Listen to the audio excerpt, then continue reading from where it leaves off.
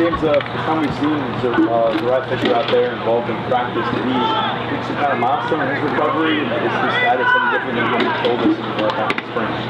Yes, he's reached the next threshold, but nothing's changed to this point.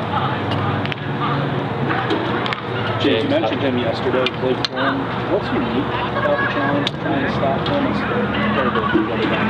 Yeah, he's just a super mature and super productive back. He knows how to run and get positive yardage. There's very few negative yardage plays with him.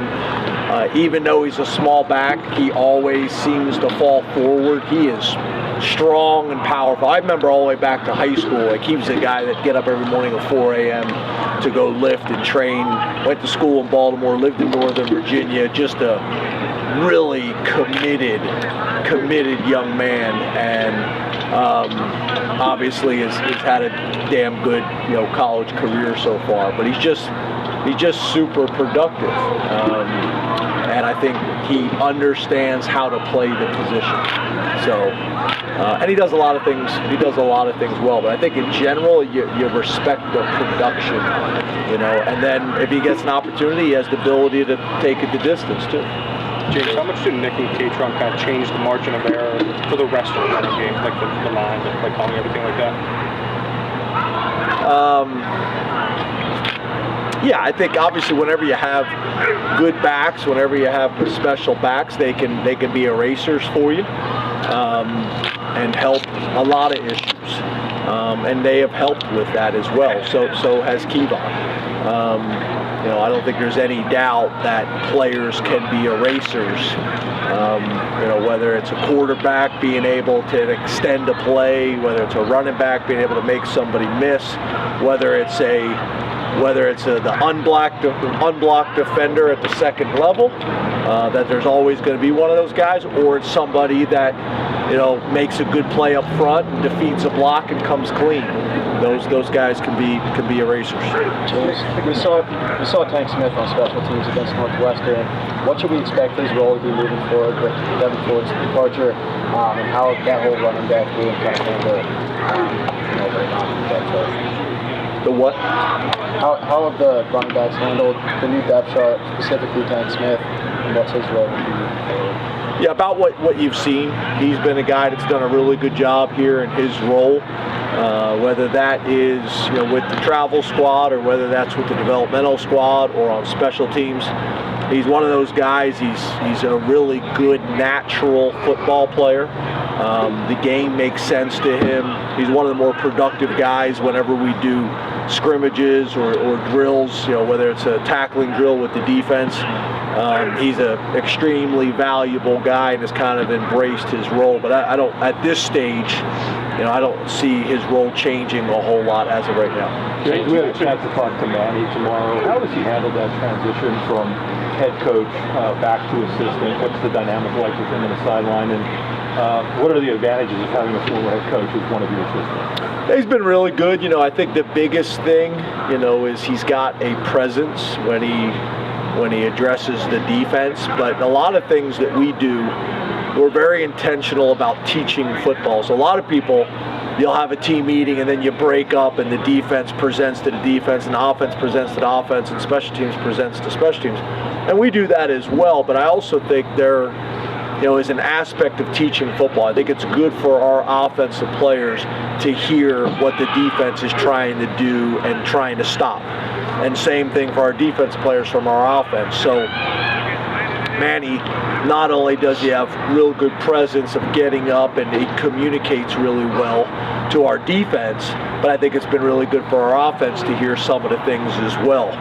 Sometimes it's kind of like being a coach's kid, where you're growing up around football and you're hearing things and you're picking up things that you don't even realize you're picking up at the time. That's the same thing with our offensive players, being able to listen to Manny talk about defense and what they're trying to do and why. So it's been really good, been really good discussions. But I think more than anything, he's really been the head coach of the defense in how we're structured. In a lot of ways, the way Brett did as well for a long period of time. James, you mentioned James, yesterday you talked about Michigan's offensive line, kind of piggybacking off Johnny's question with Blake Corum. What, the past couple seasons, what do you attribute that success? Like, what do they do so well? What makes it so effective? Yeah, I think it's probably a combination of what both of you are talking about when you have a back that can be an eraser, where you're able to stay on schedule and stay out of 3rd and long and obvious passing situations. They're trying to control the game, and you do that up front on both sides of the ball. Obviously, last year with the 2 defensive ends really had a significant impact on their defense, but they've been able to, like I talked about yesterday, they've been able to build on the defensive side of the ball.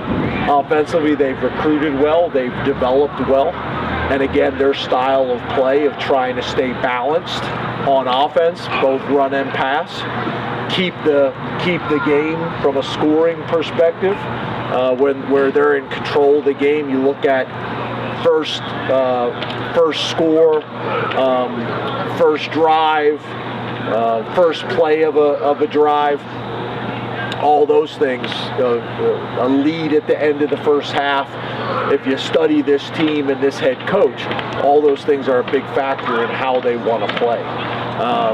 So combination of really all of it, recruiting well, developing well, the style of offense they play, the style of complementary football they play as well, has served them well. What would be They battled through against Northwestern with the turnovers. How have you seen them respond over the last couple of weeks, and what do you see that tells you they're ready to go into Michigan as true freshmen? Yeah, well, they're not true freshmen anymore. It's game 5, so all these guys, nobody's a true freshman anymore. We're far enough into the season that you stop talking about those things. They're no longer rookies. They've played enough football that they know what it takes and what the expectation is. The negative is it's kind of like our PAT field goal. We were giving up some pressures and then we gave up a block. Well, when you put that on film and people see a weakness, they're going to attack it until you've proven that you've solved the problem. And it's no different than that. If you put the ball on the ground, then people feel like there's an opportunity to do it, and they're going to go after it a little bit harder than they normally will because they think there's a greater opportunity. So we're going to have to be ready. There's no doubt about it. We've worked on it hard. As you guys know, we had done as good of a job as anybody. I think we were number 2 in the country in turnover margin, but we sure to heck, I almost said something else, we sure to heck weren't that game. So they understand that, though, and Jaywan's done a good job of coaching it as well. The other thing that we've talked about is, it's not just them. It's finishing blocks so a guy doesn't fall off and get his arm in there. It's some of the things that we can do from a scheme perspective. It's covering down on run plays. It's following out fakes as the quarterback. No different than some interceptions aren't just on the quarterback. It's protection, it's decision making by the quarterback, it's receivers creating separation. There are all those things that go into it. They're team stats, but obviously individuals can impact it. Tyler Warren didn't get to play against Northwestern. We saw him on the practice field the last couple of weeks. Is he going to be able to go Saturday? Yeah, again, as you guys know, and I know for 9 years you keep asking me questions about injuries, and I know you're somewhat new. I'm always, like you guys, and I'm not telling you how to do your jobs. You ask me a question about whether a guy's going to play, I'm going to say yes, he's going to play the game, whether he is or not. But I'm not telling Michigan who's available and who's not. And I got into this a couple years and got chastised, and it's not my job to tell you what questions to ask. I'm just telling you, ask a question about injuries. I'm not getting into it. So, again, I'll keep my opinions to myself. But 2 more, we'll start with Calista. Yeah, you talked about physical and violent a little bit yesterday through the last 2 practices. If you're happy with what the guys have brought to the table, I think so. We've I think done a better job of that. Consistently. This year, this is going to be a physical game. This is going to be big boy ball on both sides of the ball, and we understand. We understand what we're getting into. Again, we got a ton of respect for these guys, and we'll find out on Saturday. But we've practiced that way, and I think for the most part this year we've played that way. We're gonna have to do it on Saturday. James, PJ How is this defense different? How is the locker room different when he's an active, participating member of this defense? Yeah, it's kind of like the running backs, right? If you have really good players that are experienced players and seasoned players and consistently do their jobs, especially at that position, it kind of allows everything behind them to go right. It may be in the pass game where maybe he's not getting the sack, but in a twist package, he's drawing the double team or creating a pick that opens up a twist for a defensive end or the 3 technique. It's in the run game.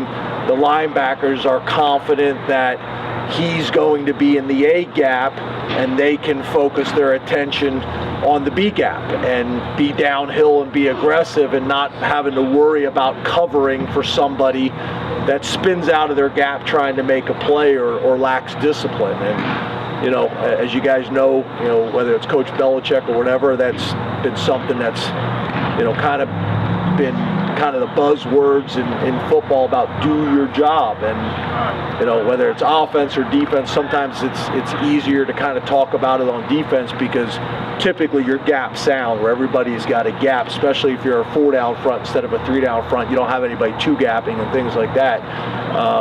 Guys like PJ, that as coaches and as players and as linebackers, that you have a ton of confidence in that this guy's going to do his job day in and day out. And that's kind of where we came up with, I don't know if it's a big deal to you guys or the fans or anybody else, but this Keystone Award is something that's really important to me. Obviously, it represents some things in the state. When you talk about Keystone, try to educate our players about what that is. You talk about the most important piece in architecture that holds an arc together, and nobody really notices it or values it. And that's kind of a guy like PJ. He may not show up dramatically on the stat sheet, but as a football program, as coaches and players, and I think when you talk to NFL people and truly study the game and understand how highly he's playing and doing his job, there's a ton of value in it. And those Keystone Awards that we give out each week on offense, defense, and special teams are for those types of guys that may not show up in the stat sheet, but we're not the defense or the offense or the team in general that we need to be without those guys. Thank you, Coach. Thank you.